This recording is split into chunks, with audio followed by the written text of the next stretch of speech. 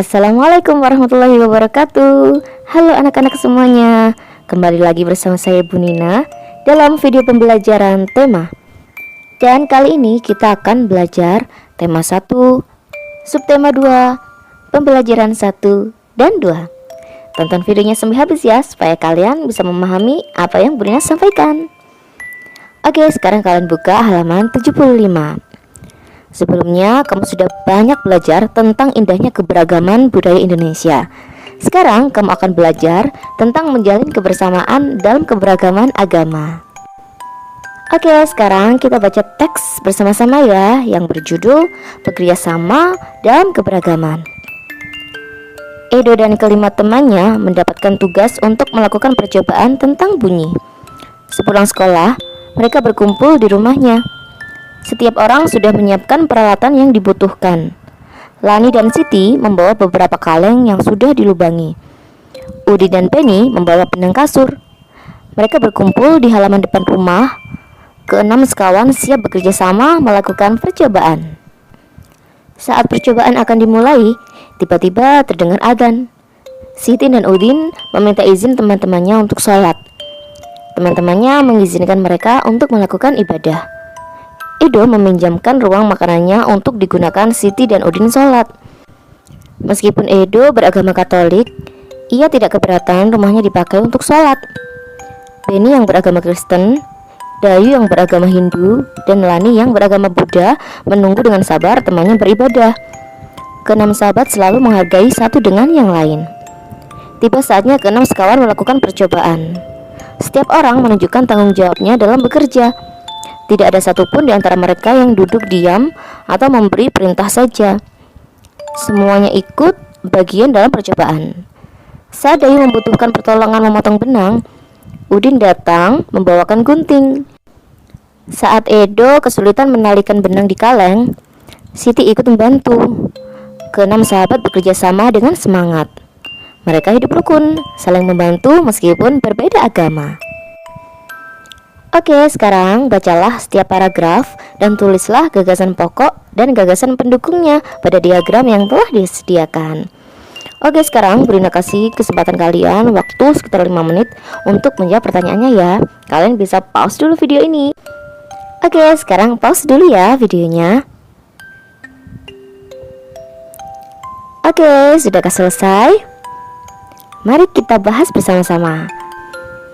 Untuk paragraf ke-1, gagasan pokoknya yaitu tugas untuk melakukan percobaan tentang bunyi. Kemudian untuk gagasan pendukungnya ada Edo dan kelima temannya berkumpul di rumah Edo. Setiap orang sudah menyiapkan peralatan yang dibutuhkan. Lani dan Siti membawa beberapa kaleng yang sudah dilubangi. Udin dan Benny membawa benang kasur. Mereka berkumpul di halaman depan rumah. Dan keenam sekawan siap bekerja sama melakukan percobaan. Kemudian untuk paragraf yang kedua, gagasan pokoknya yaitu saling menghargai satu dengan yang lain. Kemudian untuk gagasan pendukungnya, saat percobaan akan dimulai, tiba-tiba terdengar adzan. Siti dan Udin meminta izin teman-temannya untuk sholat. Teman-temannya mengizinkan mereka untuk melakukan ibadah. Edo meminjamkan ruang makannya untuk digunakan Siti dan Udin sholat. Meskipun Edo beragama Katolik, ia tidak keberatan rumahnya dipakai untuk sholat. Benny yang beragama Kristen, Dayu yang beragama Hindu, dan Lani yang beragama Buddha menunggu dengan sabar temannya beribadah. Oke, sekarang kita menuju ke paragraf 3. Untuk gagasan pokok dari paragraf 3 yaitu tanggung jawabnya dalam bekerja. Kemudian untuk gagasan pendukungnya ada tiba saatnya keenam sekawan melakukan percobaan. Tidak ada satupun di antara mereka yang duduk diam atau memberi perintah saja. Semuanya ikut bagian dalam percobaan.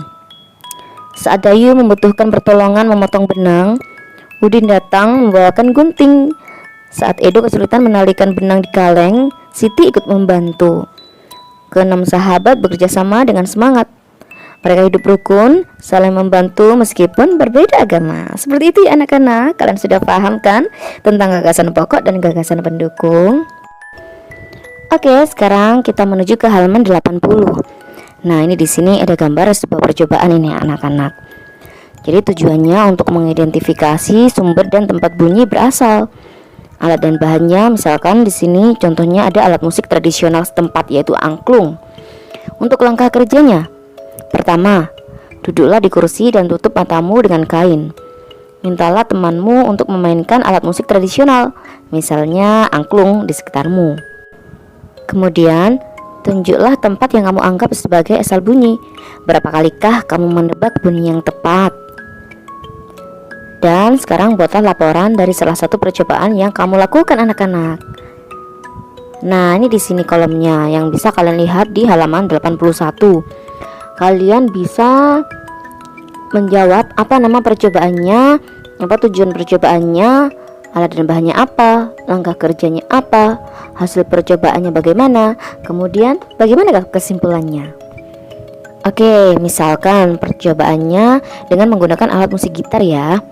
Nama percobaannya sama percobaan sumber bunyi. Tujuan percobaannya untuk mengidentifikasi sumber dan tempat bunyi berasal. Alat dan bahannya alat musik gitar. Untuk langkah kerjanya, duduklah di kursi dan tutup matamu dengan kain. Mintalah temanmu untuk memainkan alat musik gitar. Tunjuklah tempat yang kamu anggap sebagai asal bunyi. Berapa kalikah kamu menebak dengan tepat? Kemudian untuk hasil percobaannya. Dari percobaan di atas, dengan mata tertutup, kita masih dapat mendengar bunyi dengan jelas pada jarak tertentu karena bunyi merambat melalui udara.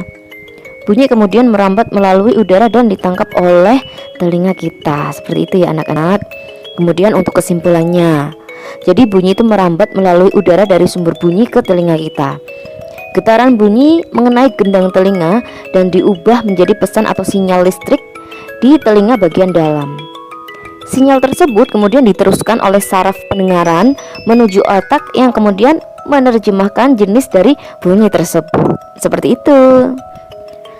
Oke, sekarang kita menuju ke halaman 82. Oke anak-anak, gambar apa ini? Ya, ini adalah gambar indera pendengar atau telinga. Nah anak-anak, alhamdulillah ya, kita harus selalu bersyukur kepada Allah karena kita selalu diberi kesehatan dan diberi bentuk tubuh yang sempurna. Ya, seperti kita mempunyai indera pendengar atau telinga. Seperti pada gambar di samping ini anak-anak. Lalu, bagaimana sih telinga merasakan getaran? Jadi semua bunyi itu membuat udara bergetar. Getaran bunyi mengenai gendang telinga yang berupa selembar kulit tipis. Saat itulah gendang telingamu juga mulai bergetar. Getaran dari gendang telingamu menjadi lebih besar di telinga tengahmu dan diubah menjadi pesan-pesan listrik di telinga dalam anak-anak. Oke, sekarang apakah kamu pernah mengalami gangguan indera pendengar? Ceritakan. Oke, misalkan anak-anak ya, kalian pernah tidak kemasukan di telingamu, misalkan saat mandi atau saat berenang? Jadi jawabannya ini, misalkan Bunda kasih contoh ya bagi kalian yang pernah mengalaminya. Aku pernah mengalami gangguan pada indera pendengar, yaitu telinga kemasukan air saat berenang. Rasanya sangat tidak nyaman, karena telinga menjadi basah dan telinga seperti tersumbat. Untuk mengatasinya, aku memiringkan kepala ke sisi telinga yang kemasukan air, lalu menggoyang-goyangkan kepala agar air bisa keluar. Jika tidak berhasil, aku akan menetesi telinga dengan air hangat sambil memiringkan kepala. Telinga yang tersumbat menghadap ke atas. Kemudian diamkan selama 3 detik dan miringkan kepala ke sisi yang berlawanan. Tunggu beberapa saat dengan posisi telinga yang kemasukan air menghadap bahu. Lalu air pun mengalir keluar. Oke, sekarang kita menuju ke halaman 83. Dengan indera pendengar, kita dapat mendengar bunyi-bunyi yang berbeda. Keanekaragaman bunyi yang berasal dari tempat ibadah dapat pula kita dengarkan. Oke, sekarang kita baca teks ini bersama-sama ya. Belajar dari cerita. Pak Burhan selalu memulai kegiatan di kelas dengan berbagi cerita. Bukan Pak Burhan yang bercerita, tetapi anak-anak di kelas yang bergantian bercerita. Berbagi cerita selalu dinantikan oleh anak-anak. Semua ingin memperoleh kesempatan bercerita. Pagi ini Pak Burhan mengajak anak-anak berbagi cerita seputar hari raya. Sehari sebelum hari Natal, yaitu tanggal 24 Desember, aku dan keluarga berkumpul di rumah Opa, ujar Edo. Di hari itu, Oma pasti memasak makanan spesial yang jarang dimasaknya di hari lain. Papeda juga menjadi makanan spesial yang terhidang di malam Natal. Kami sekeluarga berkumpul hingga larut malam dan mengakhiri malam dengan berdoa. Nah, kalau di hari Natal pada tanggal 25 Desember, kami sekeluarga pergi beribadah Natal di gereja. Wah, ternyata sama seperti hari raya Idul Fitri ya, ujar Siti. Kami pun di hari Idul Fitri selalu berkumpul dan saling memohon maaf dengan kerabat dan saudara setelah ibadah di masjid. Tambahnya, iya ya, sama seperti Edo pada hari Natal. Saat Idul Fitri juga selalu ada makanan spesial, yaitu ketupat dan opor ayam. Bahkan komentar Siti.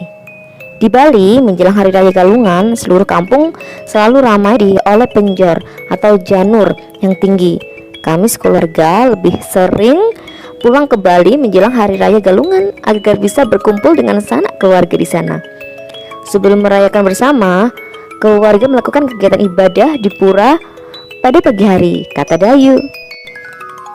Oke, sekarang kita bahas pertanyaan ini bersama-sama ya. Apakah perbedaan yang dimiliki oleh teman sekawan menghalangi mereka untuk berteman dan bekerja sama? Jelaskan. Jadi jawabannya adalah tidak. Karena perbedaan yang dimiliki oleh 6 sekawan tidak menghalangi mereka untuk berteman dan bekerja sama. Dengan perbedaan yang ada, ke-6 sekawan dapat saling melengkapi dan saling belajar. Kemudian, bagaimanakah sikapmu jika kamu bermain dengan teman yang berbeda agama? Jawabannya, kita harus saling menghargai dan menghormati walaupun berbeda agama. Oke, sekarang ceritakan pengalamanmu memiliki teman yang berbeda agama. Perbedaan apa yang kamu ketahui? Bagaimana sikapmu terhadap hal tersebut? Nah, ini ceritanya berbeda-beda ya anak-anak, sesuai dengan pengalaman kalian masing-masing. Nah, ini Bunda kasih contoh ya.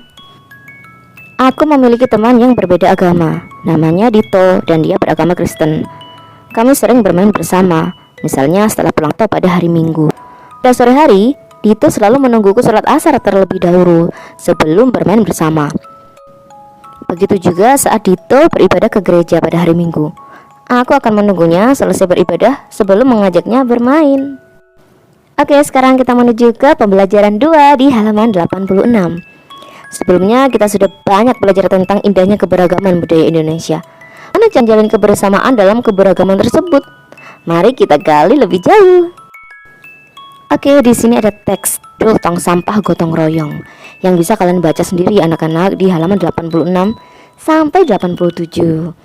Oke, sekarang Bu Nina kasih kesempatan kalian 5 menit untuk membaca teks ini ya. Oke, sekarang silakan dibaca dan pause video ini. Sudah selesai bacakah anak-anak? Oke, kalau sudah selesai, kita langsung bahas ya di halaman 88 ini. Berdasarkan teks yang kamu baca, istilah grafik berikut. Keberagaman, ada keberagaman apa saja sih di teks tersebut? Jadi jawabannya ada keberagaman agama, budaya, dan suku bangsa. Kemudian, kerjasama. Contoh kerjasamanya berdasarkan teks tadi apa sih? Yaitu saling membantu, saling membahu, dan saling mendukung. Oke, kemudian manfaat kerjasama itu apa sih? Yaitu pekerjaan cepat selesai, kerukunan warga terjalin, serta memperkuat persatuan dan kesatuan. Oke anak-anak, sekarang kalian buka kitab tema halaman 89. Setelah diskusikan pertanyaan berikut dengan temanmu. Manfaat kerjasama, lalu bagaimana cara kita supaya bisa bekerja sama dalam keberagaman. Oke, langsung saja kita bahas bersama saya. Apa itu? Jadi kerjasama adalah pekerjaan yang dilakukan 2 orang atau lebih demi terwujudnya suatu tujuan yang dinamis. Kemudian apa sih manfaat kerjasama itu? Pekerjaan menjadi lebih mudah, pekerjaan akan cepat selesai, dan mempererat tali persaudaraan antar sesama. Kemudian bagaimana cara kita supaya bisa bekerja sama dalam keberagaman? Cara supaya bisa bekerja sama dalam keberagaman adalah menghargai perbedaan dan tetap menghormati satu sama lain. Selain itu, kita harus saling mendukung dan tolong-menolong. Oke, inilah tugas yang harus kalian kerjakan. Bagaimanakah telinga bisa merasakan getaran? Kalian jawab soalnya dengan benar ya. Oke, sampai di sini dulu pembelajaran kita di video kali ini. Semoga bermanfaat bagi kalian semua. Pesan Bu Nina, jangan lupa sholat 5 waktu dan lakukan kebaikan sebanyak mungkin dan nurut sama orang tua ya. Bu Nina doakan kalian semoga sukses selalu. Terima kasih. Wassalamualaikum warahmatullahi wabarakatuh. Bye bye.